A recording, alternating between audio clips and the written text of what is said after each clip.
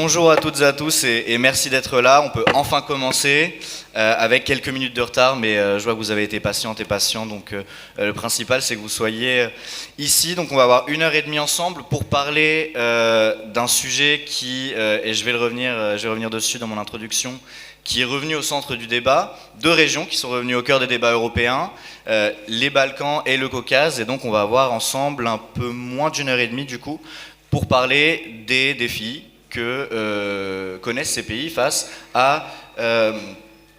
aux grandes puissances qui les entourent.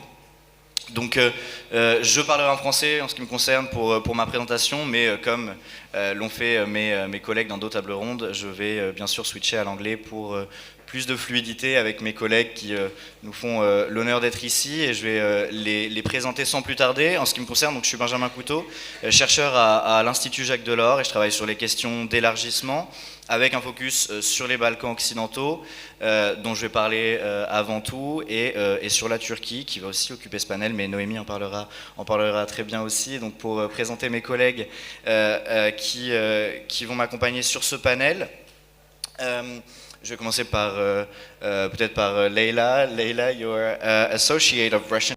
Leila, vous êtes chercheur associé sur les programmes Russie et Union européenne de l'Université d'Oxford. Bienvenue.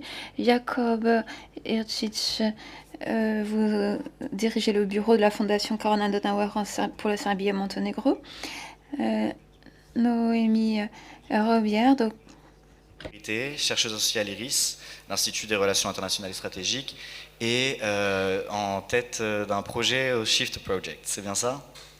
Merci d'être avec nous. Et Alexander Kupatadze. Alexander Kupatadze, et vous êtes professeur associé à la School of Politics and Economics au King's College de Londres. Dans l'heure et demie, ou comme je disais, l'heure 15, on verra en fonction des questions que vous avez, mais j'imagine que vous en aurez beaucoup.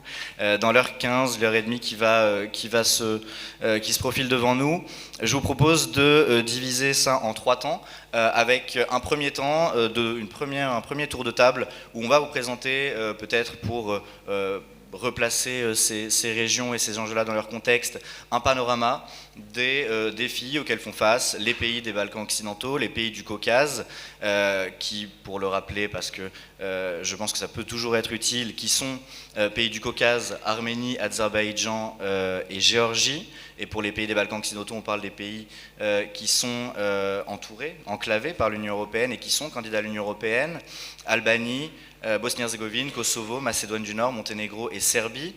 Donc on va s'intéresser aux défis auxquels ils font face par rapport on mentionne ici la Turquie, l'UE, la Russie, l'Iran. Quelles sont leurs relations avec ces puissances? Comment interagissent les puissances dans ces deux espaces? Mais je pense qu'on pourrait aussi, mentionner, je laisserai mes collègues le faire en fonction de leur présentation, on pourrait mentionner les États-Unis qui forcément jouent un rôle majeur et incontournable dans ces régions et sur la scène internationale, en particulier dans ce contexte de recomposition des équilibres mondiaux, rôle que joue aussi la Chine, par exemple. Donc j'imagine que ce sont des sujets dont on pourra traiter si nous ne le faisons pas dans nos premiers tours de table. Je vous invite à le faire dans les questions. Deuxième tour de table, on va essayer ensuite de dépeindre une perspective, un enjeu qui est à surveiller à court, à moyen terme dans ces deux régions.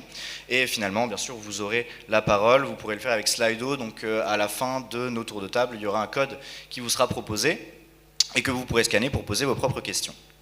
Donc sans plus attendre, vu qu'on a déjà bien attendu, je vous propose de rentrer dans le vif du sujet et en guise de propos introductifs, je pense que la question principale qui se pose, c'est pourquoi on parle de ces deux régions-là, et surtout pourquoi on les met dans le même panier, pourquoi on les met dans le même panel. Aujourd'hui, je pense que ce qu'il faut avoir en tête, et vous l'avez entendu en fait depuis hier matin en réalité, c'est qu'on a un retour sur le devant de la scène, une centralité majeure de ces deux régions depuis l'invasion à grande échelle de l'Ukraine par la Russie. C'est, je crois, aujourd'hui un tournant majeur sur notre continent. Et ce qui est intéressant de voir, on a beaucoup parlé de défense, et je pense que c'est le focus de beaucoup des intervenants de ces rencontres et des participants, mais ce qu'il faut voir, c'est qu'au-delà de cette question de la défense qui a été soulevée par l'invasion russe de l'Ukraine, il y a une question inattendue qui est venue, c'est que le 28 février 2022, 4 jours après l'invasion russe, les Ukrainiens font quelque chose d'assez inattendu, ils déposent leur candidature à l'Union européenne. Suivi ensuite de la Moldavie et de la Géorgie qui va nous intéresser puisque c'est aujourd'hui un pays qui a été reconnu officiellement comme candidat à l'Union européenne avec toutes les dérives qui s'en sont suivies, et vous connaissez parfaitement. Mais donc c'était assez inattendu que la question de l'élargissement revienne sur le devant de la scène, et l'Union européenne s'en est saisie. L'Union européenne, ça faisait à cette époque-là 9 ans qu'elle ne s'était pas élargie, ça fait donc maintenant 12 ans qu'elle ne s'est pas élargie, et il y a eu toute une période qui a été ponctuée de crise, depuis 2008 notamment, donc de 2008, la crise que vous connaissez, jusqu'à la crise Covid dernièrement, en passant par ce qu'on a appelé la crise des migrants. L'Union européenne a été accaparée par ces crises, s'est détournée de régions, notamment des Balkans occidentaux, qui eux se sont vus promettre l'adhésion depuis 20 ans, mais qui avaient fait peu de progrès d'ici là. Et l'Union européenne s'est rappelé que l'élargissement, ce n'était pas qu'un exercice technocratique, ce n'était pas une faveur qu'on faisait à des petits pays pour leur faire plaisir, c'était en réalité un instrument géopolitique et un vrai investissement pour sa propre sécurité.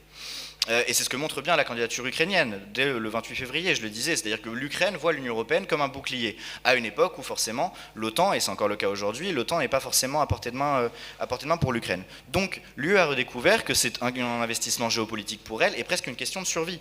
Parce qu'en réalité, la question qui se pose quand on parle des Balkans occidentaux, quand on parle du Caucase, et globalement dans ce qui se passe dans le voisinage de l'Ukraine, de l'Union européenne, pardon, c'est les questions qu'on peut se poser, c'est est-ce que réellement on peut voir les tensions qui parcourent par exemple les Balkans occidentaux, le différend qui oppose la Serbie au Kosovo, est-ce qu'on peut s'attendre à ce que ces différends se règlent d'eux-mêmes sans perspective européenne?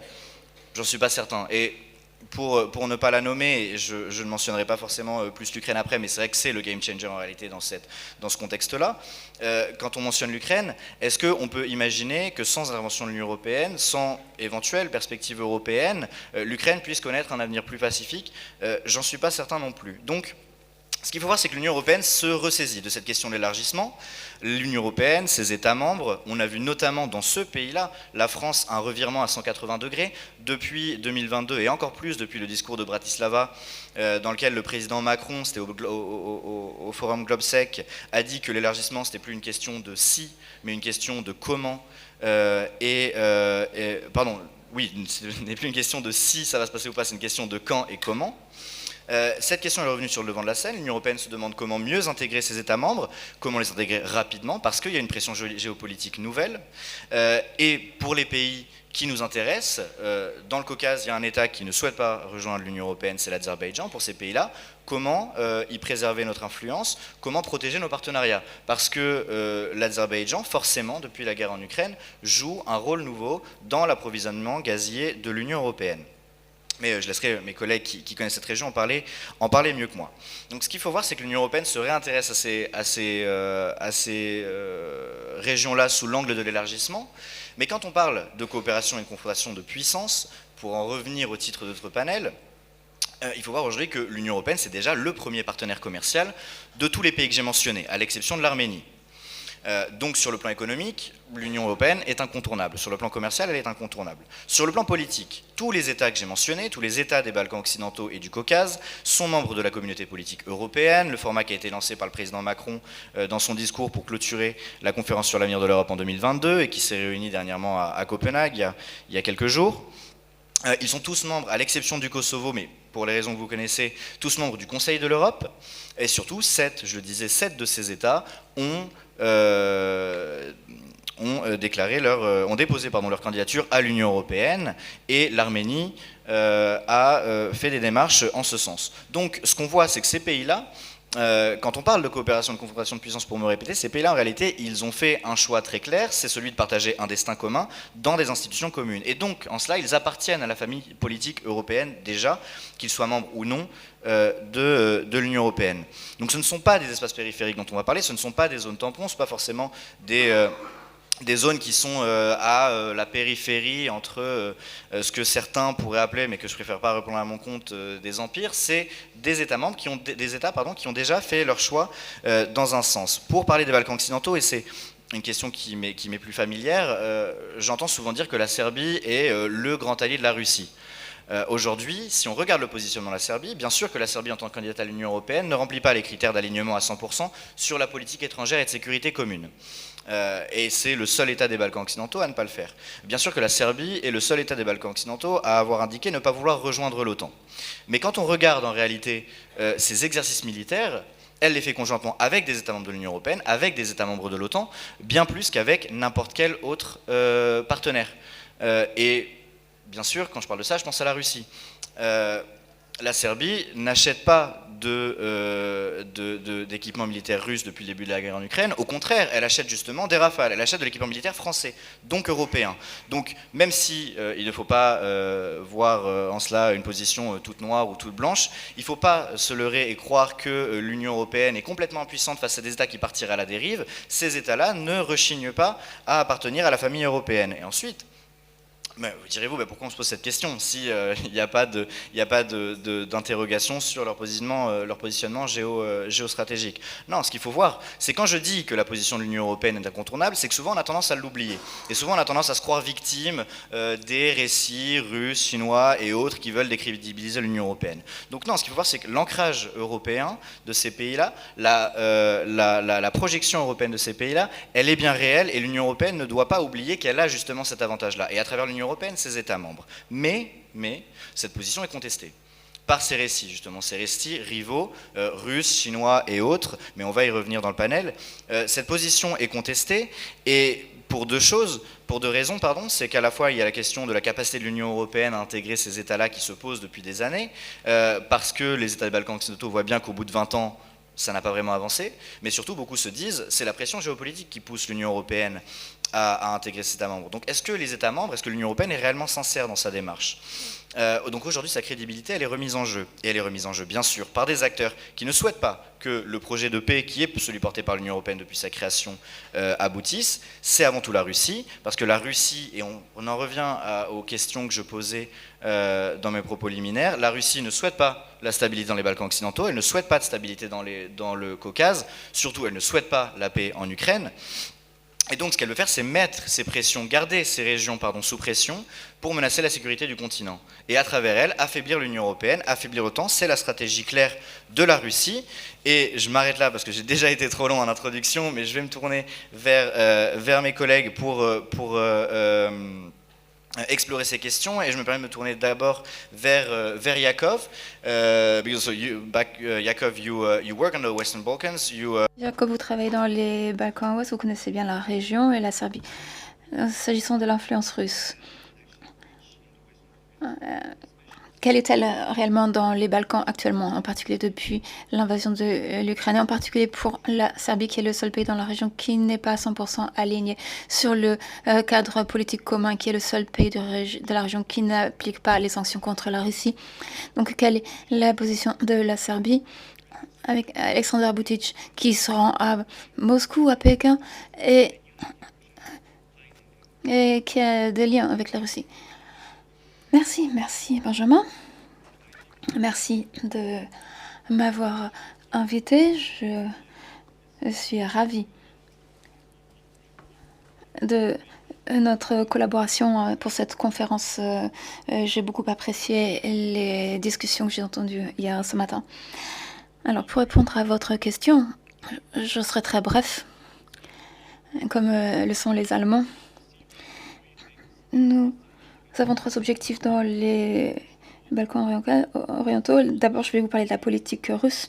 D'abord, nous sommes en compétition dans les cœurs et les esprits. Pour gagner les cœurs et les esprits, c'est le plus grand défi. Nous devons proposer un contre-narratif et exercer un pouvoir d'influence. Comme vous l'avez dit, l'Union est le plus grand partenaire commercial, le plus grand investisseur de la région. Donc c'est le bon partenaire. Mais selon votre perspective, si vous pouvez voir le verre à moitié plein ou à moitié vide, et on peut aussi dire que l'influence est assez modeste, l'influence de l'Union européenne. Vous avez bien dit que tous les 6 pays des Balkans occidentaux sont en chemin vers l'Europe. Et c'est un voyage qui a commencé en 2003, au sommet de Thessalonique lorsque tous les pays des Balkans occidentaux ont présenté leurs perspectives européennes. Donc, l'Union a répondu, vous pouvez mener vos réformes, un jour vous serez membre de l'Union européenne. Mais si vous voyez ce qui a été fait jusqu'à présent, tous ces pays sont un peu dans les limbes,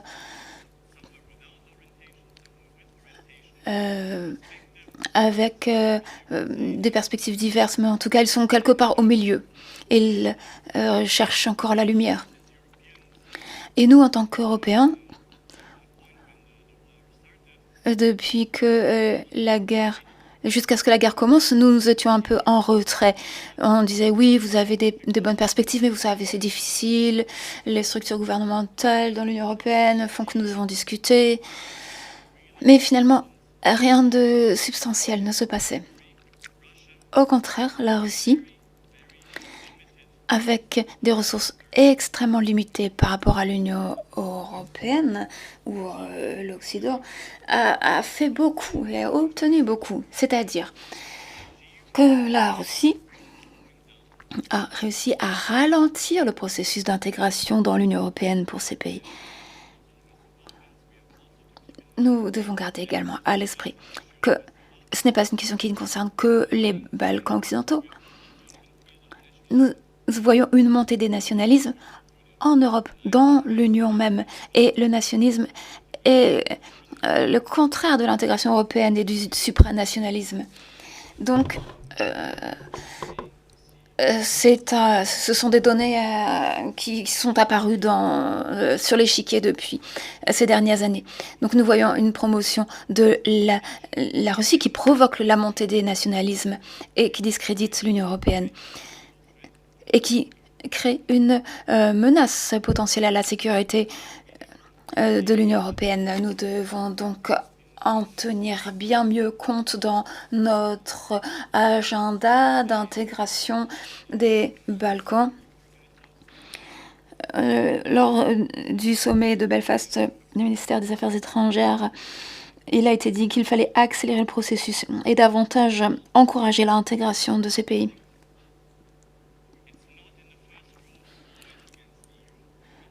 Ce que fait ne vise pas forcément en première instance l'Union européenne, mais plutôt l'OTAN. C'est pourquoi je me montrerai prudent lorsque on compare l'Ukraine et les Balkans occidentaux. Mais en tout cas, il y a un point commun. La Russie y joue un rôle, il mène des actions contre l'OTAN, que ce soit pour l'Ukraine ou pour les pays des Balkans. Alors, la Russie utilise la Serbie comme point chaud, comme hotspot. Elle utilise des éléments du paysage politique serbe pour encourager le nationalisme et la déstabilisation. Elle exerce une influence dans la Serbie, qui est le plus grand pays dans la région, ce qui se traduit en second lieu par une influence sur la Bosnie-Herzégovine, qui a une population serbe, une influence sur le Sergo avec 600 000 habitants, mais 30% de Serbes. Au Kosovo, avec la raison non résolue du statut depuis le conflit entre la Serbie et le Kosovo. Le Kosovo, en Macédoine du Nord, où beaucoup de population a une obédience orthodoxe, à l'église orthodoxe. Donc il y a une diplomatie, une soft diplomatie qui permet à la Russie d'obtenir de bons résultats. Encore un dernier exemple. La délégation de l'Union européenne a déployé une campagne l'année dernière à Belgrade, une campagne qui visait les retraités, une campagne publique qui disait que comment vous pouvez utiliser l'Internet. Une campagne pour que les retraités cessent d'utiliser le code, le mot de passe 1, 2, 3, 4. Les gens se sont moqués, mais en même temps, derrière ces panneaux déployés par l'Union européenne, il y avait des panneaux de la Russie qui regardaient avec des jumelles. Vous voyez quelqu'un qui regardait avec des jumelles et qui disait vous voulez une bonne perspective, nous vous aidons. Donc, la Russie s'oppose contre nous en Russie, contre l'Union européenne, mais aussi contre l'OTAN, et ce, avec succès. Et pourquoi?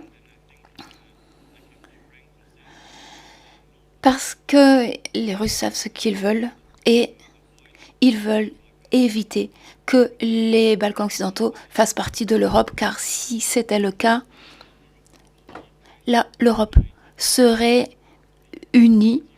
L'unité européenne qui est passée par d'abord l'Union allemande que nous avons célébrée il y a quelques jours. Ça a été un jalon pour la construction européenne. Mais maintenant, nous devons faire la deuxième partie du travail et je pense que maintenant, l'heure est venue d'intégrer les Balkans occidentaux. Nous sommes maintenant 27 avec 27 intérêts différents. Depuis la Méditerranée jusqu'à l'Est et les Balkans, d'autres questions se poseront et nous devons maintenant faire un effort de persuasion et travailler pour trouver des intérêts communs.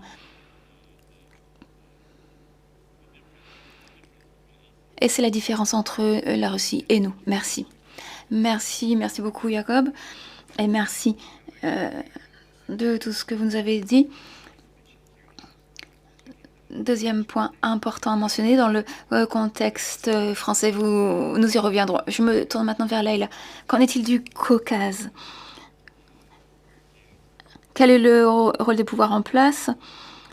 Quels sont les moyens déployés par la Russie dans les pays du Caucase ou par les autres acteurs d'influence dans la région? Quels instruments utilisent-ils?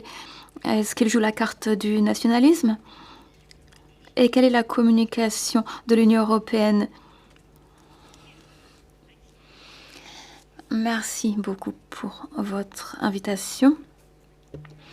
Je remercie le public et nos collègues ici présents sur la tribune. Et je vais rebondir sur ce que vous venez de dire. L'Ukraine, on peut la voir comme une agence. Regardons la situation dans la région,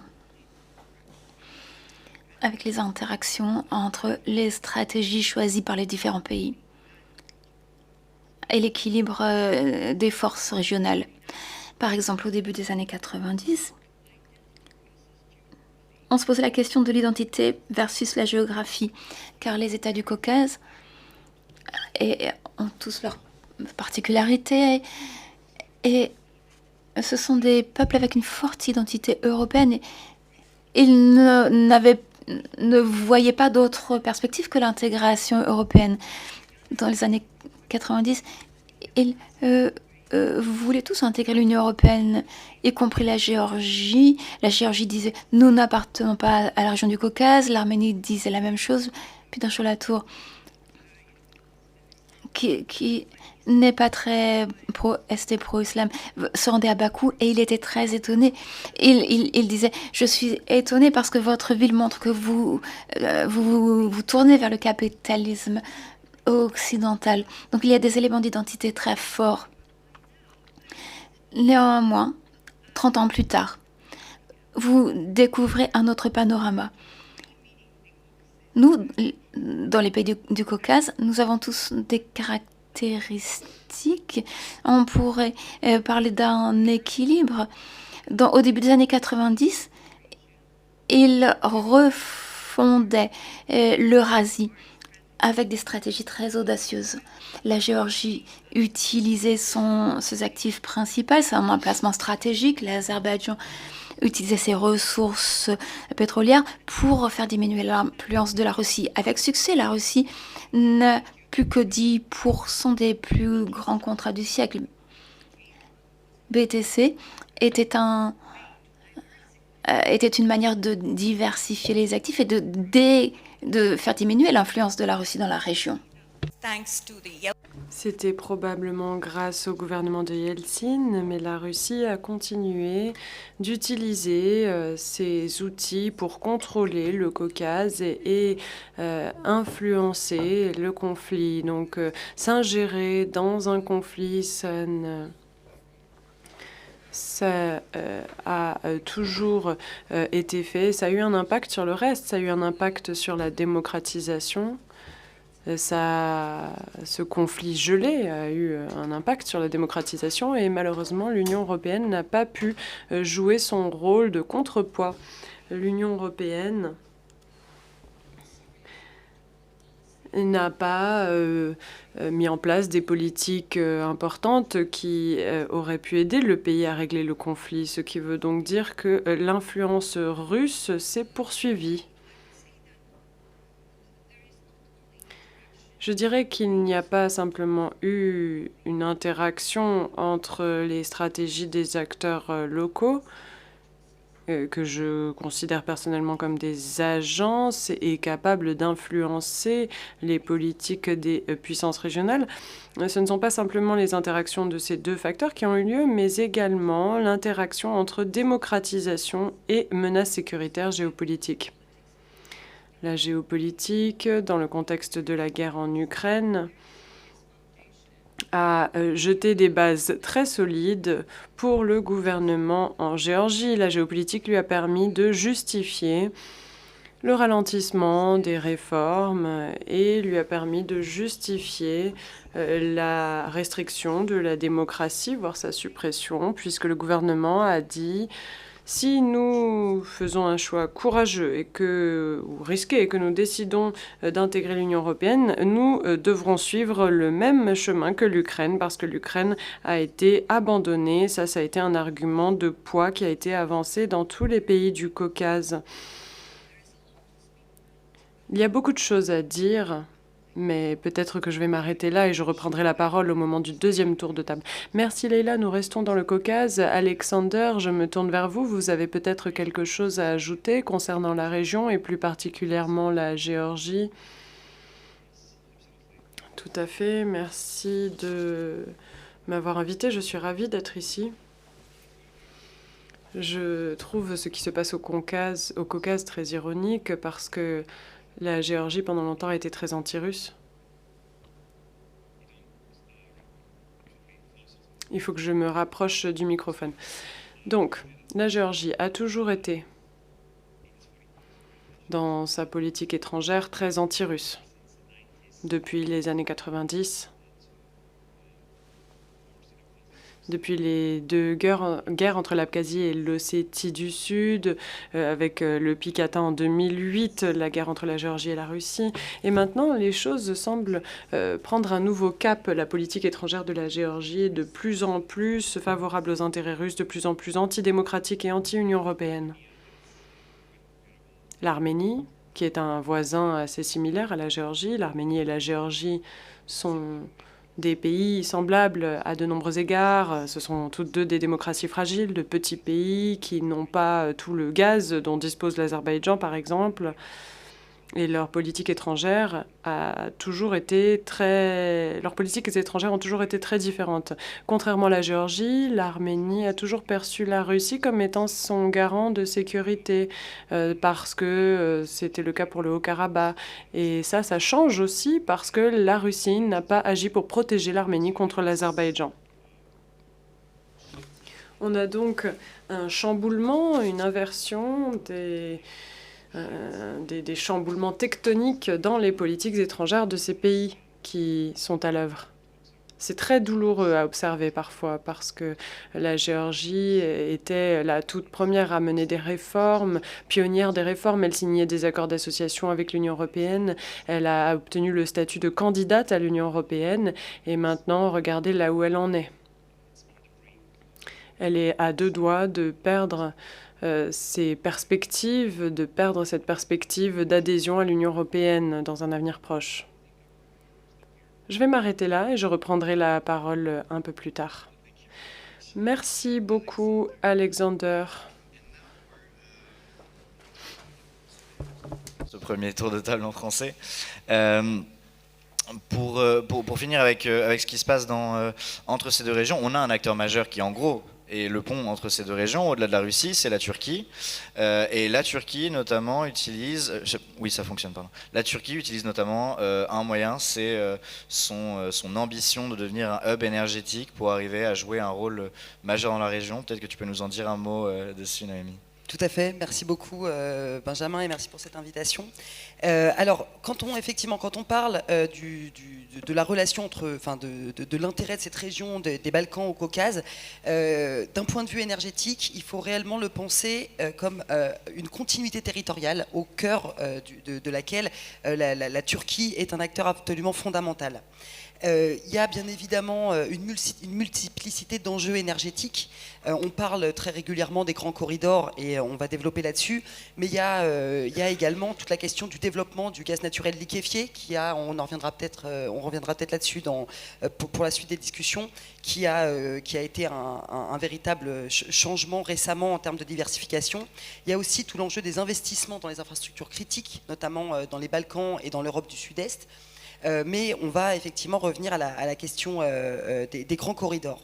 Peut-être revenir un petit peu d'un point de vue historique aujourd'hui, voir comment sur les 25 ans passés, la Turquie s'est réellement positionnée comme un hub énergétique majeur.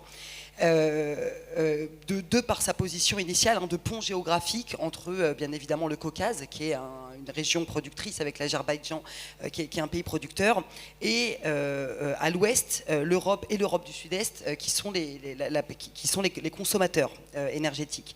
Donc il y a trois grandes phases entre les années 2000 et aujourd'hui.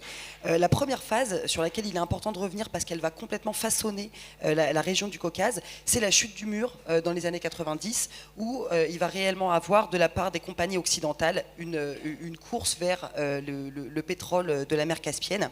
Et donc avec les premiers pipelines qui vont se construire donc dans tout le début des années 2000, qui vont être le Bakou-Tbilissi-Ceyhan, qui a été évoqué, qui est donc un oléoduc qui va relier la mer Caspienne en contournant l'Arménie, en passant par la Géorgie et en allant jusqu'au port de Ceyhan sur la côte méditerranéenne de la Turquie, qui est donc le premier pipeline qui est opérationnel en 2006, qui permet d'exporter le pétrole de Bakou sur les marchés internationaux. Et ce pipeline-là va littéralement façonner la région du Caucase et va donner à l'Azerbaïdjan un rôle clé et un rôle d'acteur qu'on pourrait appeler comme un petit peu comme sur le modèle des pétromonarchies, où il va y avoir du coup une influence qui va se développer massivement à partir de cette période. L'année suivante, juste après la mise en opération du Bakou-Tbilissi-Ceyhan, qui est donc un oléoduc, il y a un autre gazoduc qui va être construit, qui est le Bakou-Tbilissi-Erzurum, qui après sera raccroché le Trans-Anatolian Pipeline, mais là ce sera dans un deuxième temps. Et en compétition, parce qu'on parle de compétition au sein de cette table ronde, la Russie cherche simultanément à la construction de ces deux pipelines, elle aussi de se positionner au sein de la région et de se servir de la Turquie comme hub énergétique. Donc elle va construire à la même période le Blue Stream, qui est donc un pipeline qu'on voit qui traverse la mer Noire du nord en Russie jusqu'à Samsun en Turquie, qu'on peut voir sur la carte. Donc ça, c'est vraiment la première campagne où on va assister à cette première compétition qu'on va retrouver à toutes les grandes phases de construction de pipeline entre la Russie, entre les projets russes et les projets européens. La deuxième grande phase de construction de pipeline dans la région, c'est à partir des années 2010 où pour l'Union européenne, l'objectif est réellement d'aller sécuriser et diversifier ses approvisionnements. On commence à parler de sécurité énergétique au sein de l'Union européenne de manière institutionnelle. Il y a des grandes stratégies qui sortent dès les années 2010. Et c'est une position de la part de l'Union européenne qui va se renforcer considérablement avec l'annexion de la Crimée par la Russie en 2014, qui va venir accélérer la construction de pipelines sur le territoire turc pour relier justement le Caucase, donc l'Azerbaïdjan qui transite par la Géorgie et qui va, donc on est sur la deuxième phase, qu'on va appeler donc ce nouveau projet qui s'appelle le corridor sud-européen, qui va donc venir compléter le Bakou-Tbilissi-Erzurum pour y raccorder le TANAP, qui est le Trans-Anatolian Pipeline, parce qu'il traverse l'Anatolie d'est en ouest, et donc qui va raccorder la frontière turco-géorgienne à la frontière gréco-turque, pour ensuite se raccorder au TAP, qui est le Trans-Adriatic Pipeline, et qui traverse la Grèce, l'Albanie, pour aller arriver au sud de l'Italie. Simultanément à la construction de ce projet, qui est très très soutenu par l'Union européenne et par les États-Unis également, qui va permettre de diversifier l'approvisionnement énergétique européen, Il y a la Russie qui propose également des pipelines qui sont en compétition avec celui-là, qui sont, au début, on a un pipeline qui s'appelle le South Stream, qui va être annulé suite à des tensions qui sont en train de monter entre l'Union européenne, l'Ukraine et la Russie, et qui va proposer, du coup, suite à l'annexion de la Crimée et à tout un arsenal législatif qui est mis en place par l'Union européenne contre le monopole de Gazprom. Et donc la Russie, en réponse à cette offensive législative européenne, va venir proposer le Turk Stream, qui est donc qu'on voit qui relie la Russie à la trace occidentale, tout au nord de la Turquie, à la frontière tout près de la frontière gréco-turque. Donc voilà, ça c'est vraiment la deuxième grande phase de construction de pipeline. Et en 2022, mais on viendra peut-être sur cette thématique, avec l'annexion, avec le début de la guerre en Ukraine, on va avoir une nouvelle phase d'accélération d'un nouveau projet, mais je garderai ça pour le deuxième tour de questions, qui va être celui-ci, le corridor du milieu, et qui va permettre d'aller désenclaver les ressources présentes en Asie centrale, donc au Kazakhstan, au Turkménistan, pour justement venir les raccorder à ce corridor, le sud-européen, via la Caspienne, pour pouvoir faire passer des ressources énergétiques à travers ce corridor. Peut-être juste un élément, puisqu'on parle de compétition et de divergence entre les différents acteurs et les puissances. Ce qui est toujours très intéressant en géopolitique, c'est d'aller regarder la vision de chacun des acteurs et quels sont leurs intérêts. Donc je vais rapidement vous faire un tour des approches de l'Union européenne, de la Russie et de la Turquie sur justement ces différents projets énergétiques. Vu de l'Union européenne, l'enjeu majeur de ces pipelines qui sont en train de se construire, et notamment du projet européen qui est soutenu par l'Union européenne, qui est le corridor sud, ça va être l'objectif principal, ça va être de diminuer sa dépendance énergétique à la Russie, parce qu'il faut savoir que dans les années 2010, la Russie représente environ 40% de l'approvisionnement en gaz de l'Union européenne, et ça va également être l'objectif, l'ambition de diversifier ses sources. C'est-à-dire qu'on va aller chercher du gaz d'Azerbaïdjan, du Caucase, pour ne plus être trop dépendant de grands acteurs, donc qui sont à ce stade, dans les années 2010, la Russie en premier lieu, la Norvège, les pays, l'Algérie et la Libye au sud de l'Europe. Et là, on va réellement aller chercher le quatrième corridor, qui est en Azerbaïdjan, avec l'objectif d'aller plus loin dès ce moment-là, qui est d'aller rechercher les ressources d'Asie centrale, et également d'Iran, mais on verra plus tard que c'est un pays sous sanction, donc on n'ira pas chercher ses ressources, et on n'aura certainement pas le temps aujourd'hui, de la Méditerranée orientale également. Vu de Russie, l'objectif pour construire justement ce Turk Stream et ce Blue Stream, c'est un objectif stratégique qui est extrêmement important. Ça va être réellement de contourner l'Ukraine et de diversifier ses routes d'approvisionnement pour atteindre les marchés européens. Vu de Russie, l'Ukraine est un territoire qui concentre trop de transit. Ça représente environ 70% du transit de gaz russe vers l'Union européenne. Et donc il y a un objectif réellement du côté de la Russie, c'est de diversifier ses routes.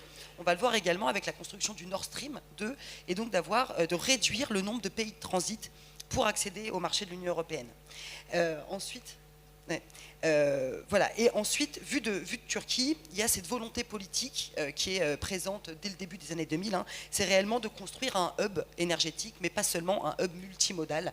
Il est également, on n'aura pas le temps de le développer ici, mais il est ferroviaire, aéroportuaire, financier, etc. Pour la Turquie, qui est un acteur extrêmement important d'un point de vue énergétique, parce que sa consommation énergétique a plus que triplé depuis le début des années 2000, donc il ne faut pas le voir seulement comme un pays de transit, mais comme un très gros pays consommateur au sein de la région. Son objectif stratégique pour devenir ce hub, ça va être de diversifier ses approvisionnements. Au début, ils sont très dépendants des Russes, et donc il y a un enjeu réel d'aller chercher les ressources de Caspienne et d'Asie centrale. Et il va y avoir également un autre enjeu qui va être de diversifier, donc on a dit les sources d'approvisionnement, les routes, mais également les moyens. Et il y aura, on en parlera certainement dans un deuxième temps, toute la construction des terminaux de gaz naturel liquéfié.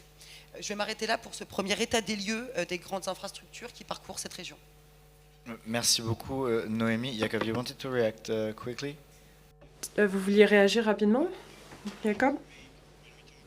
Une chose que je souhaitais dire lorsqu'on parle des Balkans occidentaux, de la Russie et d'autres acteurs, comme par exemple la Chine, la Turquie, les Émirats arabes unis. Ce que toutes ces puissances ont en commun, elles se fichent de la façon dont elles dépensent de l'argent. Elles se fichent des sommes d'argent qu'elles dépensent, à peu de choses près. Si c'est pour servir des intérêts stratégiques, elles ont une approche tout à fait différente de la nôtre, de nous, les Européens. Nous, les Européens, une politique, elle doit être bien budgétisée, les dépenses doivent être raisonnables, donc on ne place pas l'intérêt comme étant la priorité. Donc on a les Russes, les Chinois, la Turquie peuvent passer un coup de fil à leurs grandes entreprises d'énergie et dire nous allons investir en Serbie, en Bosnie, et puis on leur répond au téléphone bon très bien, c'est vous qui en décidez. Par contre, le chancelier allemand ou la présidente de la Commission européenne ne peut pas décrocher son téléphone et appeler une entreprise allemande et lui dire vous allez investir demain en Serbie. Parce que le lendemain, ça va se trouver dans la presse, elle va faire les gros titres et elle va avoir de gros problèmes. Parce que ça veut dire que l'on a trop d'influence dans ce cas-là. Donc ça, c'est la grande différence. À titre d'exemple, la Turquie au Monténégro, qui est un tout petit pays d'un demi-million de personnes. Il y a 2 ans, la Turquie a ouvert un centre culturel au Monténégro et pendant plus de 6 mois avait proposé des cours de turc gratuits, donc a invité toute la population à venir apprendre le turc. L'Institut Goethe allemand, lui, n'est même pas présent au Monténégro. Il n'est pas présent, il est à peine présent à Belgrade, mais de moins en moins à cause de contraintes budgétaires. Nous opérons donc dans des conditions et des situations différentes. Nous opérons avec des budgets nationaux différents. La Chine, par exemple, en Serbie, c'est le plus gros... Alors, la Serbie est fortement productrice d'acier, plus de 15 000 personnes employées dans l'acier près de Belgrade. Après le conflit, il y a une entreprise qui ne produisait plus autant d'acier, qui a eu de grandes difficultés, elle n'était plus rentable. Et bien, que s'est-il passé? Le gouvernement serbe, il y a plus de 15 ans, a donc attiré des opérateurs américains de l'acier. Il y a 4-5 ans, ils ont répondu non, ce n'est pas assez rentable, nous ne pouvons rien y faire. Eh bien, qu'a fait la Serbie? Elle a demandé aux Chinois de venir. Les Chinois se soucient peu des dépenses que cela sous-entend. Ils ont investi, mais ils ont surtout créé une dépendance stratégique. Il en va de même pour l'infrastructure dans le nord-ouest des Balkans. Le Monténégro vient d'émettre une offre d'achat pour les autoroutes. Au Monténégro, il n'y a que 40 km d'autoroutes pour l'instant. Donc le Monténégro essaye d'investir car il dépend du tourisme. Il veut attirer davantage de touristes qui viendraient également de la France et pour cela doit construire des autoroutes. Il y a donc une offre publique d'achat qui a été émise et sur les 8 entreprises qui ont postulé, beaucoup étaient chinoises, une de l'Inde et une du Pakistan, je crois. Suite à cet appel d'offres. Eh bien, pourquoi? Eh bien, parce que nos entreprises européennes pensent que ça ne vaut pas la peine, qu'elles sont trop prises à créer de l'infrastructure dans l'Union européenne. Donc ça fait partie également de la réalité. Nous sommes soumis à des conditions différentes en termes de concurrence géopolitique. Merci beaucoup. Je suis d'accord avec vous à de nombreux égards. Je reviendrai sur certains de ces points, mais très brièvement, ce que vous dites est très intéressant car il est vrai que nous sommes des démocraties libérales qui avons la liberté du choix sur le marché d'investir ou non, mais cela veut dire également que nous avons besoin d'investissements privés également dans les Balkans, pas forcément, je ne vais pas parler du Caucase car je ne m'y connais pas assez, mais en tout cas, nous manquons d'investissements dans les Balkans et il faut les promouvoir davantage. Pourquoi est-ce que je parle anglais? Bon, je vais continuer. On manque donc d'investissements dans les Balkans et je crois que ça a été dit par le gouvernement américain précédent. Ils avaient dit que de nombreuses entreprises ne souhaitaient pas investir parce qu'elles craignaient la corruption qui était présente, par crainte que l'économie ne soit pas assez libre pour que libéralisée, pour que ces investissements soient préservés. Est-ce que c'est vrai que ces ce sont des difficultés auxquelles ces pays sont toujours aux prises et j'aimerais rapidement saluer que vous ayez mentionné cette entreprise d'acier qui a été en quelque sorte sauvée par les Chinois, à savoir le gouvernement serbe. Montre une belle image de la Russie, de la Chine en disant « Ah, ils ont sauvé des emplois ». Ils ne disent pas cela de l'Union européenne alors que c'est le premier investisseur en Serbie. Le gouvernement serbe ne dit pas que l'Union européenne a sauvé des emplois alors que pourtant c'est le cas. Mais comme vous l'avez dit, cette entreprise de l'acier était si symbolique dans l'histoire serbe que pour de nombreuses personnes, c'était un symbole important. Mais ils n'ont pas considéré, n'ont pas vu que l'Union européenne avait promu beaucoup d'investissements également. Lorsque l'on parle de puissances étrangères qui essayent de jouer un rôle dans les Balkans occidentaux et dans le Caucase, ce qu'il faut comprendre, c'est que pour la Serbie en particulier, et moi, je ne considère pas que la Serbie est un allié de la Russie, mais ils ont quand même un gouvernement qui fait le jeu des Russes, du narratif russe, parce que ça leur permet de rester au pouvoir, ça leur permet de faire pression sur l'Union européenne et de dire attention, présidente von der Leyen ou chancelier Merz ou président Macron, nous avons d'autres alternatives. Peut-être qu'ils n'ont pas tant d'alternatives que ça, parce que leur propose la Russie en termes d'alternatives économiques, pas grand-chose, et la Chine, pas grand-chose non plus, à part des prêts la plupart du temps. La Chine n'investit pas, elle prête de l'argent. Vous avez parlé des autoroutes au Monténégro. La Chine a dit très bien, nous pouvons construire une autoroute, mais dans ce cas-là, il va falloir, et je cherche mes mots, indique l'orateur, nous allons vous prêter 1 milliard d'euros pour que nous construisions une autoroute. Donc, en quelque sorte, comme on dit en français, ils cherchent à avoir le beurre et l'argent du beurre, les Chinois. Et ça, ce n'est pas communiqué par le gouvernement local. Ils cherchent à montrer qu'il s'agit plutôt d'une victoire locale. Donc les Serbes utilisent cet argent chinois en disant que c'est leur victoire, qu'ils protègent la population serbe, alors que ce n'est pas le cas. C'est intéressant. Et là, je vais vous rendre la parole sur cette question. Ce que je trouve intéressant également, et je ne l'ai pas mentionné précédemment, mais vous m'y avez fait penser, Noémie, c'est la façon dont les pays des Balkans, les pays du Caucase, et j'entends par là l'Azerbaïdjan, essayent eux aussi d'être des puissances au sein des Balkans occidentaux parce qu'ils cherchent à y protéger leurs investissements, leur gaz, leurs énergies qui transitent à travers ces pays. Et nous voyons que Aliyev, le président de l'Azerbaïdjan, a réalisé son tout premier déplacement en Bosnie-Herzégovine en 2023, la même année où il s'est rendu en Serbie, et ils ont signé un mémorandum d'accord avec la Bosnie-Herzégovine, avec la Serbie, dans lequel il était indiqué qu'ils souhaitaient coopérer sur les questions d'énergie, de défense.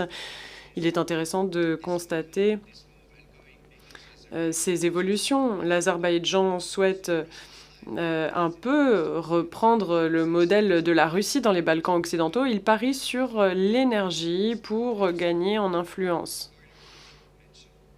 Les couloirs dont vous avez parlé, et le TAP, alors il y a beaucoup d'acronymes, désolé, mais le TAP, le couloir qui traverse, qui va de la Turquie jusqu'à l'Italie, est connecté, je crois, corrigez-moi si j'ai tort, il est censé être connecté à la Bosnie-Herzégovine et traverser l'Albanie, le Monténégro. Et ça, c'est très rentable également pour l'Azerbaïdjan, n'est-ce pas ?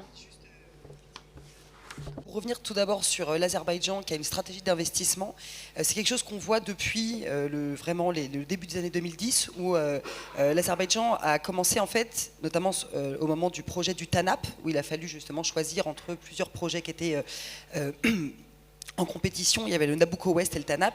L'Azerbaïdjan a commencé à investir dans tous les pays et dans toutes les infrastructures critiques de ce corridor sur l'ensemble de la route. Donc réellement, depuis sa production, bon, du coup, ce qui est bien normal, mais également en Turquie. On voit que sur le secteur énergétique, c'est un des plus gros investisseurs en Turquie, pas seulement sur le gaz, mais aussi sur des énormes complexes de raffineries, de terminaux GNL, etc. Et en Europe du Sud-Est et dans les Balkans, effectivement, on voit qu'il investit massivement, pas seulement dans des infrastructures gazières, mais aussi, par exemple, dans des centrales électriques ou ce genre de choses. Donc il y a une réelle stratégie de la part de l'Azerbaïdjan. Pour réagir sur les interconnexions, il faudrait une carte beaucoup plus précise, mais il y a un énorme enjeu, d'ailleurs, qui est soutenu par l'Union européenne, avec ce qu'on appelle les projets d'intérêt commun, pour justement réussir à approvisionner en gaz azerbaïdjanais les différents pays d'Europe du Sud-Est. Donc il s'agit de relier entre eux les différents États. Et là, il y a justement une compétition en termes de gaz qui qui vient complexifier cette approche des interconnexions, c'est que le Turk Stream, qui arrive à la frontière turco-grecque, permet également de mettre du gaz russe dans ces interconnexions, et donc d'approvisionner l'Europe et l'Europe du Sud-Est avec du gaz russe, et notamment avec un certain, avec une sorte de blanchiment de ce gaz. Mais peut-être qu'on pourrait y revenir dans le deuxième tour. Je ne vais pas monopoliser la parole sur cette question. No, maybe before come back to perspective. Avant de revenir à ces perspectives, est-ce que vous voulez ajouter quelque chose à ce sujet, Alexander ou Leila?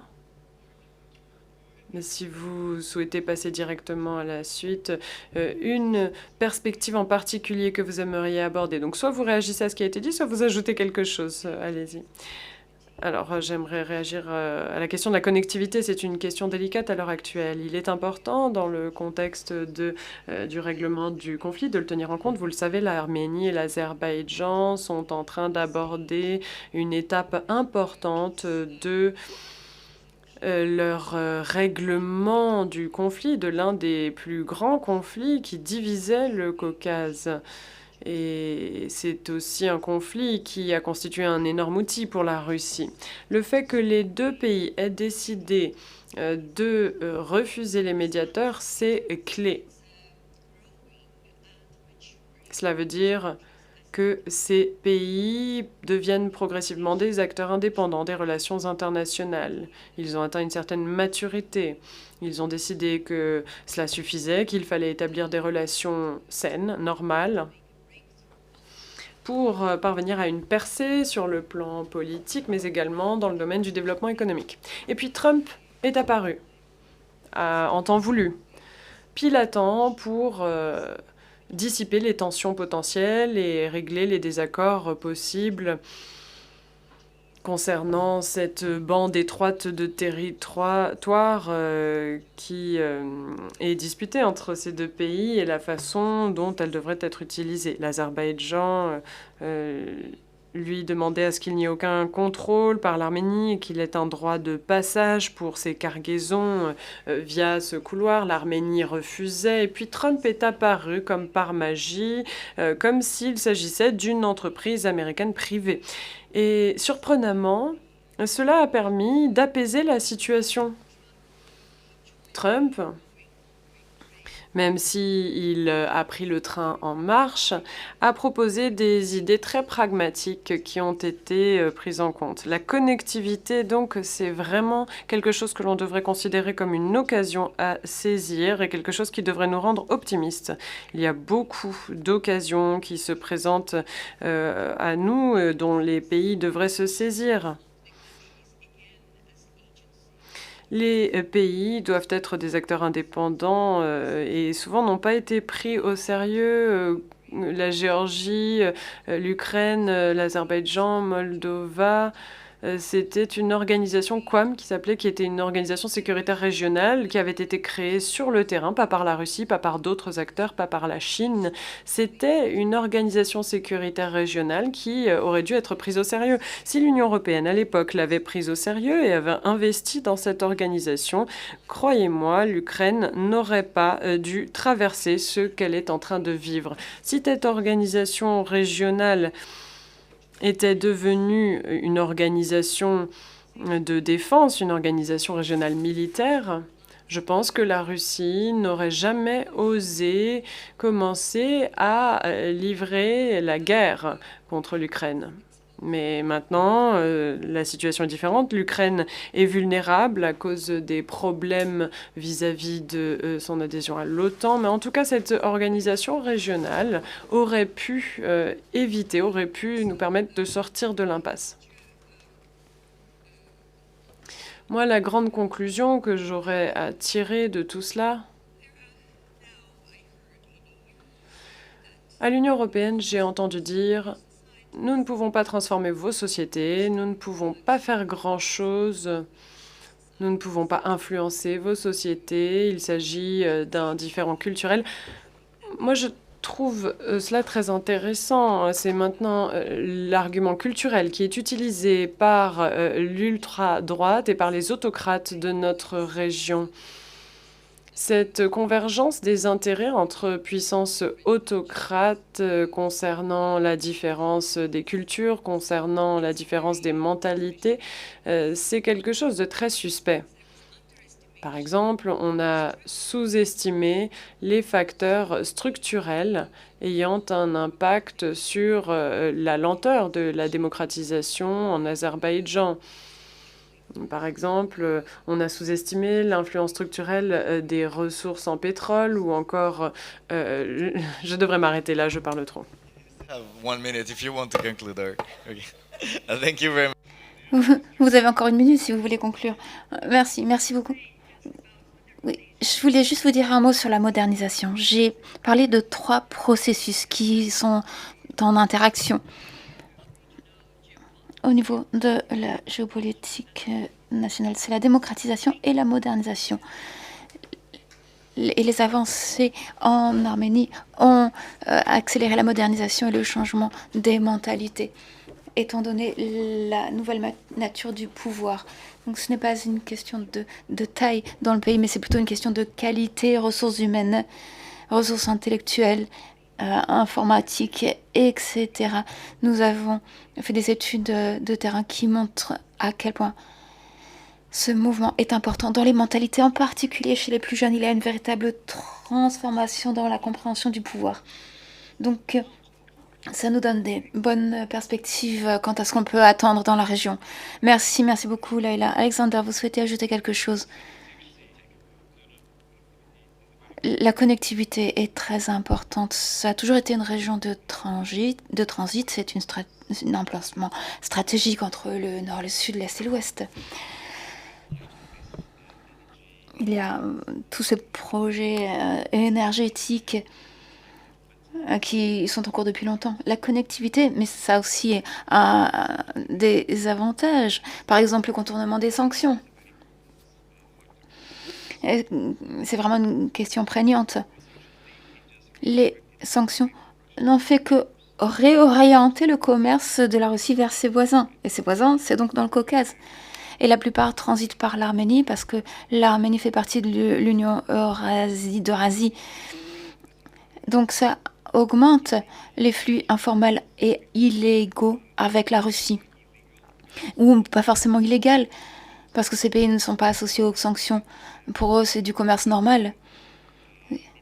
Mais en tout cas, il y a une diversion du commerce qui se trouve à la croisée de la légalité et l'illégalité. Car l'Azerbaïdjan est un pays de transit. Il n'a pas de pétrole, pourtant il exporte du pétrole. Donc il importe du pétrole de la Russie, puis l'exporte vers l'Europe. La Géorgie est exportatrice de matériaux qui ne produit pas, mais importe de Russie. Donc, ces pays ont un rôle. L'Arménie a une longue tradition de commerce de bijouterie et or. Maintenant, elle a un rôle important. Elle reprend l'or et les pierres précieuses de Russie et les réoriente en leur mettant une étiquette locale. Donc c'est toujours un peu à la limite de la légalité ou de l'illégalité. Ça joue sur les limites. Ça, c'est l'aspect pessimiste concernant la connectivité dans le Caucase. Pessimiste pour la perspective ou l'enjeu que tu retiens à surveiller. Alors, ce serait surtout pour rebondir sur ce qui vient d'être dit sur justement le Caucase qui devient en fait une plateforme d'import et d'export dans le cadre du coup des sanctions qui ont été imposées à la Russie. Ce qui est assez intéressant à partir de 2022, donc tout au début de mon intervention, je parlais des 3 grandes phases de construction des pipelines, mais la 3e phase, c'était justement celle-ci, post-guerre en Ukraine, où en fait on voit que la guerre en Ukraine va engendrer une reconfiguration des flux énergétiques et commerciaux, ce qui vient d'être dit, vers l'Union européenne et depuis la Russie. C'est-à-dire que cette dynamique, elle va réellement renforcer la position de la Turquie, mais aussi de l'Azerbaïdjan et de la Géorgie, qui deviennent réellement des pays pivots pour d'un côté venir exporter le gaz et le pétrole russes qui sont sous sanctions et qui ne peuvent plus du coup être approvisionnés par les routes traditionnelles. Donc elles vont en fait, on appelle ça donc du coup de blanchir, hein, c'est l'expression consacrée. Par exemple, quelque chose d'assez concret, c'est que l'Azerbaïdjan et la Géorgie sont des pays anciennement soviétiques. Et donc il y a un réseau de gazoducs et d'oléoducs qui est extrêmement maillé sur l'ensemble de cette région, qui s'appelle le Corridor Nord, et qui va également aller raccorder les pays d'Asie centrale, donc le Kazakhstan, etc. Et en fait, ce qu'on voit, c'est que ces pays-là veulent se désenclaver, donc il y a tout ce travail de corridor sud, de corridor du milieu qui leur permet de se désenclaver, d'être moins dépendants des réseaux russes. Sauf que dans le cadre des sanctions, en fait, le pétrole et le gaz va continuer de passer par ces réseaux. Et donc, par exemple, l'Azerbaïdjan, depuis le début de la guerre en Ukraine, a augmenté ses exportations de gaz de 46% à l'Union européenne. Sauf qu'il n'a pas les capacités de production aussi importantes. Donc, ça semble très, très étonnant qu'il ait réussi à augmenter ses capacités aussi rapidement, alors que le champ Shah Deniz est en expansion, mais les travaux ne sont pas finis. Donc, ça veut dire qu'il a importé le gaz via les réseaux, qu'il consomme du gaz russe pour lui, ce qui libère des volumes de gaz pour aller du coup vers l'Union européenne. Donc ça, c'est réellement c'est les conséquences des sanctions. Ces pays, comme ça a été dit, ne sont pas hors la loi, puisqu'ils ne sont pas signataires du régime de sanctions, et donc ils n'ont aucune obligation légale à appliquer ce régime. Et en fait, ce qu'on va voir, c'est que donc, voilà, la Turquie, etc., se considère comme, se constitue comme plateforme. Donc ça, c'est en un sens, c'est pour permettre à la Russie de continuer à exporter, mais il y a un autre sens qui est un peu moins connu et qui vient d'être évoqué, c'est celui des exportations depuis l'Union européenne vers la Russie, parce qu'il ne faut pas croire que ça ne continue pas, et que l'Union européenne ne continue pas à soutenir l'effort de guerre russe. On parle des biens à double usage, qui sont des biens, des constructions civiles, d'entreprises civiles, qui vont avoir également une utilisation militaire. Donc ça va être des petites puces de la très haute technologie, voilà, ça va être des petits éléments comme ça. Et en fait, la Russie, pour soutenir son effort de guerre d'un point de vue technique, a besoin de ces éléments-là. Et on a vu que depuis du coup, le début de la guerre en Ukraine et la mise sous sanction de nombre de ces biens technologiques, il y a des exportations beaucoup plus importantes qui ont augmenté parfois de 300% ou de 200% vers des pays comme l'Azerbaïdjan, l'Arménie, le Kazakhstan, qui ont vu du coup leurs importations en provenance par exemple d'Allemagne ou d'autres États augmenter de manière très très très importante. Et en fait, on voit que c'est ce corridor qui permet justement d'aller exporter vers la Russie des biens sous sanction côté européen. Merci beaucoup, Noémie. Yakov, do you want to say a word? Merci beaucoup. Un dernier mot? Oui, je pense qu'on a à l'esprit les lave-linges. Les exportations d'Union européenne vers le Kazakhstan ont augmenté de 150%, avec des montagnes de lave-linges non utilisés. En Allemagne, des enquêtes journalistiques ont révélé l'affaire et on tente de résoudre le problème. Voilà, je souhaitais ajouter cela à ce qui vient d'être dit. Maintenant, je crois qu'il faut rester réaliste. On peut être pessimiste et réaliste. Pessimiste parce que si on n'a pas de résultats tangibles dans les quelques années à venir dans les Balkans occidentaux, nous nous trouverons face à un véritable retour de balancier sécuritaire, c'est très clair, parce que de l'autre côté, la Russie travaille d'arrache-pied. Et je suis très préoccupée quant au fait que nous ayons maintenant à prendre ces mesures, à gérer nos politiques dans ce monde d'agitation. Le monde d'aujourd'hui fait qu'on ne peut plus se permettre d'avoir ce vide au niveau régional. Donc il y a les raisons géopolitiques. Je pense aussi que toute la région peut contribuer à notre souveraineté, la souveraineté de l'Europe sur l'échiquier mondial et dans cette agitation.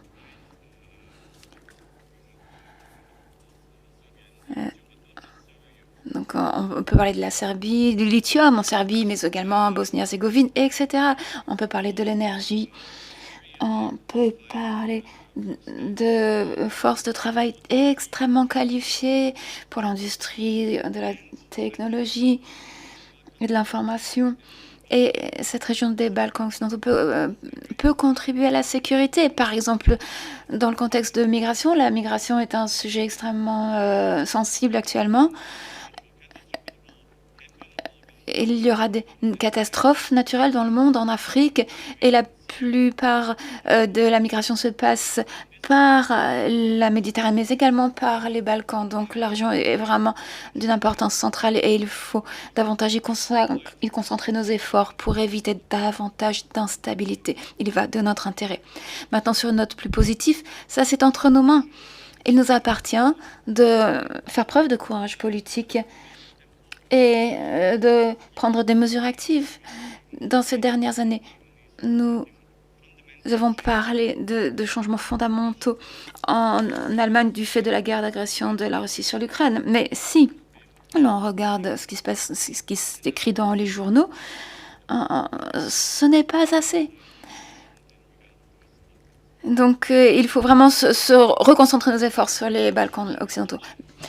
Que tu mentionnes ça parce que ça fait le lien directement avec ce que j'allais dire.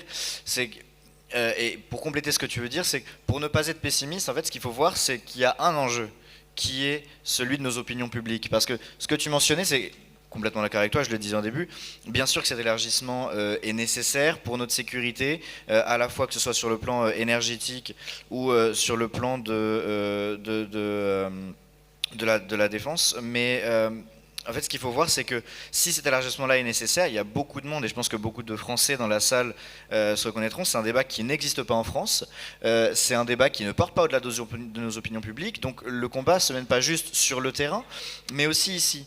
Et si nous, on ne le fait pas, s'il n'y a pas des personnes qui s'emparent de ce sujet, pour au moins l'expliquer, au moins en parler, il y en a d'autres qui le feront. Et on sait très bien que la Russie, qui aujourd'hui attaque la France à travers sa propagande, sa désinformation quotidiennement, on sait très bien que la Russie s'en chargera pour éviter que cet élargissement n'arrive. Donc il faut commencer à en parler en France et je pense que c'est aujourd'hui le rôle des responsables politiques parce que ce qu'on risque, c'est justement cette fragilisation du projet de paix qui est celui porté par l'Union européenne. Et en France, j'en parle beaucoup parce que vous très bien compris que c'est mon pays et qu'on est ici, donc je crois que c'est intéressant, mais ce qui fait sa spécificité, c'est le référendum. Et si jamais les pays qu'on appelle, qu'on considère qui sont les plus proches de l'adhésion, aujourd'hui le Monténégro et l'Albanie, ces pays-là, le jour où ils arrivent sur la finish line et que les Français doivent voter dessus, je ne suis pas certain qu'ils soient ni informés, ni prêts à voter pour un tel élargissement. J'entends la sonnerie, mais je me dis qu'on a peut-être du temps pour des questions. En tout cas, s'il y en a parmi vous qui ont des questions, ce sera le moment. Pour ceux qui sont courageux, qui ont envie de rester 15 minutes de plus, je vous invite à le faire. On sera là pour répondre. Donc je crois qu'on va installer le Slido. En attendant, s'il y en a qui veulent poser des questions à l'oral déjà, qui ont une idée en tête et qui veulent le faire, je vous invite à le faire. Oui.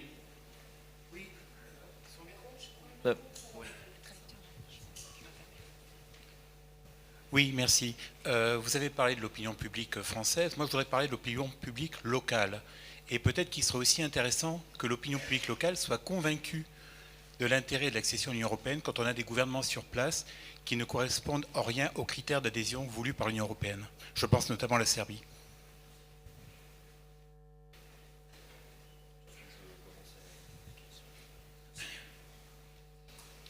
I don't know if you want to answer, Jacob. I don't know if, I mean, Jacob, est-ce que vous voulez répondre à cette question qui porte spécifiquement sur la Serbie?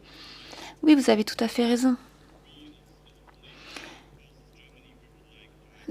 En Allemagne, nous aimerions que la Serbie, que les choses se passent différemment en Serbie et que la Serbie accède à une place différente dans l'Union européenne.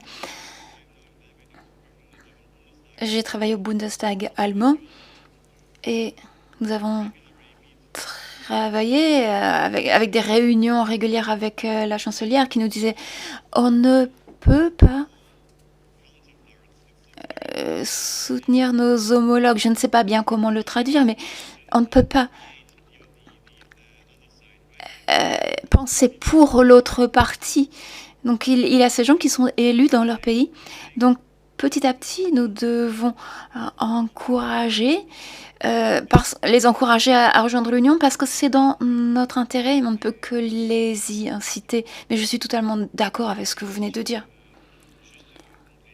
Et rebondir sur ce que tu disais, Jacob, je crois quand même qu'il y a une vraie responsabilité des leaders européens, des leaders nationaux, en particulier quand on voit aujourd'hui le silence total du président Macron sur ces questions ou de la présidente von der Leyen, de dire quand un pays ne respecte pas clairement les critères. Et pour la Géorgie, bien que ce soit des situations qui soient différentes, mais en tout cas je pense que la réaction de l'Union européenne en tant que telle peut être comparée, on voit qu'il y a un total décalage entre la situation sur place et la vision qu'a l'Union européenne de ce qu'on appellerait un democratic backsliding en bon français. Et donc je pense que, en tout cas, je crois qu'il y a une marge de manœuvre qui est quand même à la portée de nos dirigeants pour dire à la Serbie que ce qu'elle fait n'est pas acceptable, notamment quand elle ne s'aligne pas sur les sanctions, en particulier lorsqu'il y a des manifestations qui sont aussi violemment réprimées ou un contrôle des médias qui tient aujourd'hui de la capture de l'État. Je vous propose peut-être de prendre donc la première question que j'arrive plus ou moins bien à lire et c'est là où je me dis qu'il faudrait peut-être que j'aille consulter. Mais c'est fou.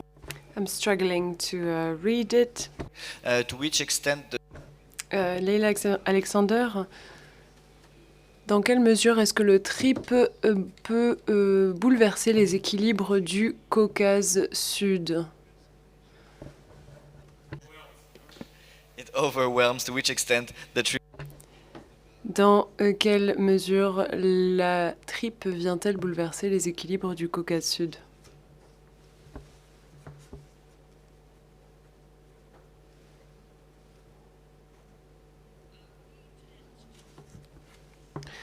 Généralement, on considère que la connectivité, c'est un outil de normalisation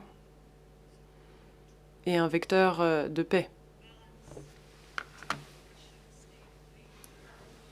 La Russie est restée en marge pendant un moment, même si elle participe à une politique étrangère destructive.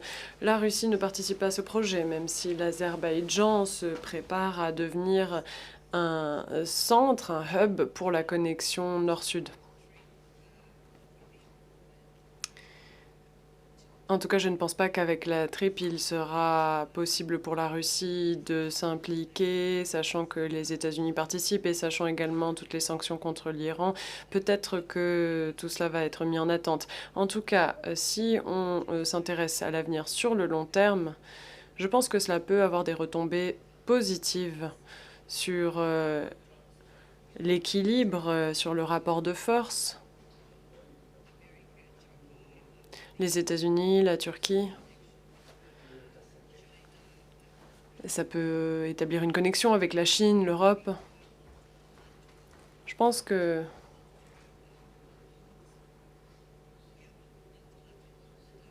on va ainsi parvenir à un ordre plus multilatéral. Je pense que ce projet peut y contribuer positivement.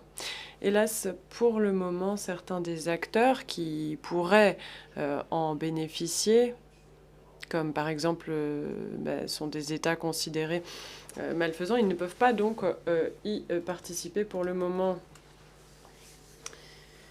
Je suis d'accord, je crois que premièrement, l'Iran n'est pas tout à fait ravi de la situation.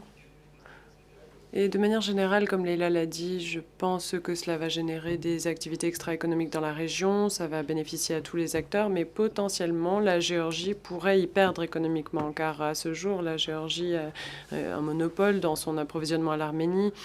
L'Arménie se plaint constamment des pratiques extorsionnistes, du monopole de la Géorgie sur ce couloir. Mais on ne peut pas vraiment changer la route qu'emprunte l'oléoduc. Il a déjà été construit. En tout cas, il risque d'être détourné de la Géorgie grâce à ce TRIP si le projet est vraiment mis en œuvre. Complètement ce qui vient d'être dit, ça va certainement permettre à l'Arménie de se désenclaver un petit peu, parce que ce qu'on a vu justement avec ces plusieurs phases de construction de pipeline, donc au début des années 2000, puis la deuxième vague dans les années 2010, c'est que l'Arménie s'est retrouvée complètement isolée au sein de la région du Sud-Caucase. C'est-à-dire qu'elle était complètement contournée systématiquement par l'ensemble des corridors qui sont en fait des corridors très souvent multimodaux. Donc là, on parlait de pétrole, de gaz, mais il y avait également un corridor ferroviaire qui s'est créé entre Bakou, Tbilissi et Kars en Turquie. Donc il y a réellement tout un ensemble de transit de biens d'énergie et enfin, également du coup, sur le plan commercial en dehors de la dimension énergétique, qui a contribué à complètement isoler l'Arménie. Donc ça permettra peut-être de la réintégrer un tout petit peu dans la région et de la sortir d'une ultra-dépendance à la Russie. Alors pareil, je garde ma casquette énergétique, c'est ce que je connais le mieux, mais en fait on voyait que l'ensemble du secteur énergétique arménien a été racheté à 100% par les Russes. Donc il y a une très très très forte dépendance. Donc il y a réellement un besoin pour l'Arménie de se désenclaver, de sortir de cette monodépendance vis-à-vis de la Russie. Et dernière chose, on voit que avec ce corridor du milieu, dont je parlais tout à l'heure, qui permet de rejoindre la frontière chinoise, enfin la Chine, pardon, au Caucase, puis à l'Europe, en passant par l'Asie centrale. Ce corridor du milieu fait partie de la Belt and Road Initiative. Donc il y a des investissements chinois extrêmement importants. Et il y a également des investissements européens extrêmement importants, bien moindres que ceux des Chinois, sur cette région. Donc on voit que Trump, certainement, essaye de revenir dans ce jeu-là, des corridors qui sont en train de se créer au cœur du continent eurasiatique. Merci beaucoup, Noémie.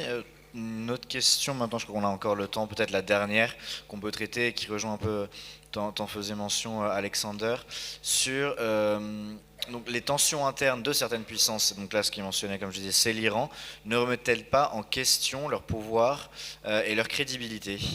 Est-ce que quelqu'un a envie de répondre à cette question, que ce soit peut-être plus pertinent pour le Caucase que pour les Balkans occidentaux? En tout cas dans les Balkans occidentaux aujourd'hui je crois qu'on peut souvent mentionner l'Iran, et c'était dans le titre du panel, mais je crois qu'il faut dire que l'Iran aujourd'hui joue vraiment pas un rôle déterminant dans les Balkans occidentaux, que l'époque où l'Iran soutenait les Bosniaques dans le cadre des guerres d'ex-Yougoslavie est révolue et qu'ils ont été complètement mis en dehors du jeu local. Peut-être seule l'exception à mentionner, c'est les cyberattaques récurrentes contre l'Albanie que réalise l'Iran parce que les Albanais abritent des opposants au régime iranien, mais je crois que c'est vraiment pas un game changer, et au-delà du fait d'aller chercher le soutien de ses alliés, l'Albanie n'en souffre pas outre mesure et l'Iran n'est pas en mesure non plus d'avoir l'Albanie comme priorité de sa politique étrangère. Est-ce que vous voulez répondre à cette question en d'autres contextes géographiques? Or maybe you can just say that Ou peut-être pouvez-vous tout simplement répondre non, ça n'a pas d'impact, oui, ça a un impact, quelle que soit votre réponse. La survie de ces États dépend de leur capacité à gérer leurs voisins les plus compliqués. Donc ils essaient de traiter avec la Russie, de traiter avec l'Iran par le biais d'outils très sophistiqués de la diplomatie. Ils comprennent bien entendu ce que font la Russie et l'Iran. L'Azerbaïdjan entretient des relations très complexes avec l'Iran, mais il arrive à faire en sorte que ces relations restent pacifiques. C'est essentiel. Il s'agit d'un environnement géopolitique extrêmement complexe pour ces trois États. Lorsque Pachinian venait d'arriver au pouvoir, a dit le Karabakh c'est l'Arménie, puis ensuite il a dit le contraire. Mais vous comprenez les raisons pour lesquelles il fait cela. C'est parce qu'il est pris en étau entre des puissances qui exigent de sa part qu'il fasse ces déclarations. Il faut donc être un diplomate très compétent. L'Azerbaïdjan complique la tâche de la Russie en ne lui laissant que 10%, ou en apportant une immense aide à l'Ukraine, en soutenant son intégrité territoriale, certes, mais en parallèle fait des déclarations disant qu'il respecte la Russie. Donc c'est vraiment un équilibre, un jeu de diplomatie très complexe qui est mené et qui n'atteint pas toujours ses objectifs. Par exemple... Récemment, il y a eu une aggravation des relations entre l'Azerbaïdjan et la Russie. En tout cas, l'Iran est dissuadé de mener une confrontation directe avec l'Azerbaïdjan parce qu'il y a 30 millions d'Azerbaïdjanais, d'Azéris qui vivent en Iran. Donc il faut trouver constamment cet équilibre. Avez-vous d'autres réactions? Mettre fin à ce panel, donc ce sera le mot de la fin. Merci beaucoup à tous les quatre pour votre participation. Merci à vous.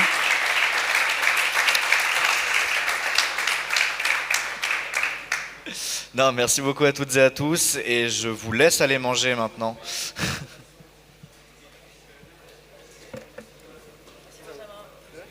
Merci à vous. Thank you very much. Everything good on your side? Happy with the